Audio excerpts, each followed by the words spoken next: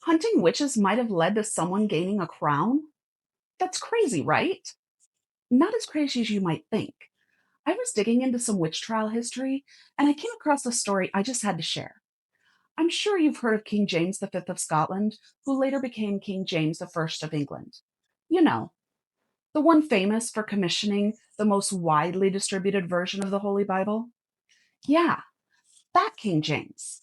It might not surprise you to hear that he believed in witches. That was a pretty commonly held belief at the time, after all.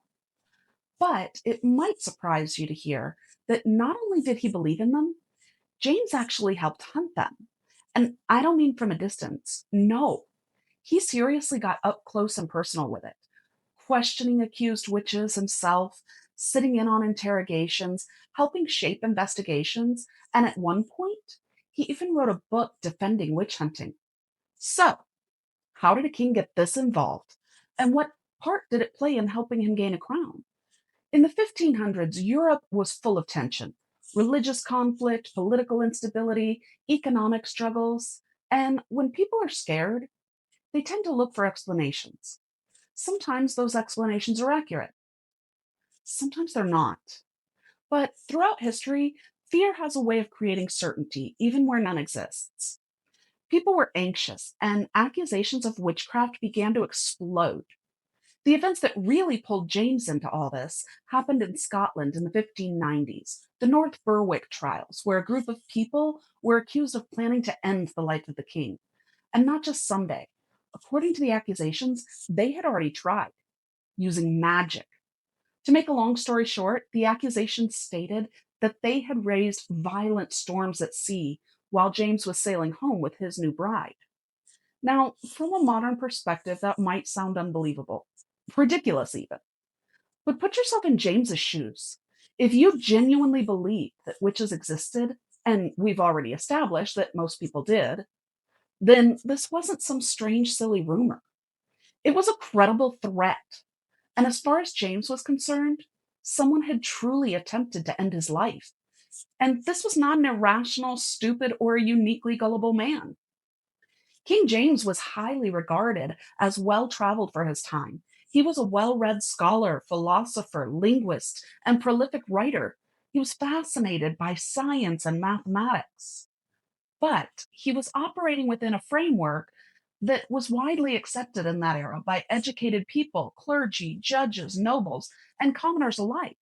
To James, witchcraft wasn't a fringe belief, it was the accepted understanding of how the world worked. To him, and the majority of people back then, this wasn't superstition. It was a very real and direct attack on the crown, on his authority, on Christian society itself. So he personally attended interrogations, questioned suspects himself, and the experience stuck with him. A few years later, he published a book called Demonology. This entire book argues that witchcraft was real, dangerous, and something governments absolutely had a responsibility to fight. Now, about the influence that that carries. Politicians today, celebrities, media figures, religious heads, they can shape the conversations that people have. They can influence public opinion and even affect what society's behaviors are accepted. When James publicly declared that witches were real and deserved punishment, that sent a powerful message. Because if the king believed that witches were a threat, people had to assume he had a good reason to believe it. Local courts suddenly had royal encouragement to prosecute witchcraft cases more aggressively, and witch trials expanded across Scotland. One thing I've noticed while studying history is that fear rarely affects everyone the same way. Some people struggle and suffer, while others gain influence and power. Some find opportunity there. Whenever I see panic spreading through a society, I find myself asking the same question: who's actually benefiting from it? Once King James became convinced that witchcraft posed a serious threat, accusations increased, trials spread, and entire communities became caught up in the fear. But someone always benefits once fear becomes policy. And that's what we're going to explore in part two. Join me next time in part two as we follow the money, examine the incentives, and uncover who really stood to gain from Scotland's growing witch panic. If you like what you just saw, don't forget to hit those like and subscribe buttons. It really helps the channel grow.